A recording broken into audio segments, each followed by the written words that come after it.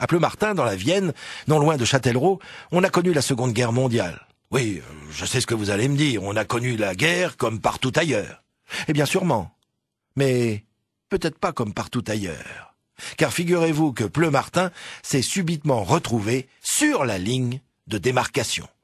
Ce que l'on appelle la ligne de démarcation était une limite fixée par les occupants nazis pour délimiter la zone libre, qui était au sud, et la zone occupée par l'armée d'invasion.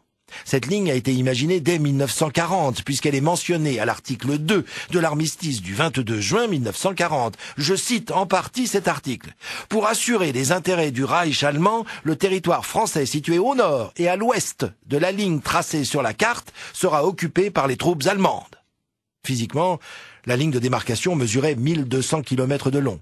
Elle traversait 13 départements, formant un arc de cercle partant du sud, des Basses-Pyrénées, un département aujourd'hui rebaptisé Pyrénées-Atlantiques, puis remonte par les Landes, la Gironde, la Dordogne, la Charente, la Vienne, bien sûr, l'Indre-et-Loire, le Loir-et-Cher, le Cher, l'Allier, la Saône-et-Loire, le Jura et l'Ain.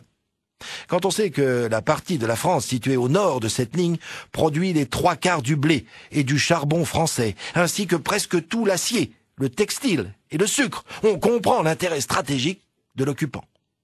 C'est donc cette ligne de démarcation, passant par le département de la Vienne, qui traverse la commune de Pleumartin à partir du 22 juin 1940 et jusqu'au 1er mars 1943, date de la suppression de la ligne.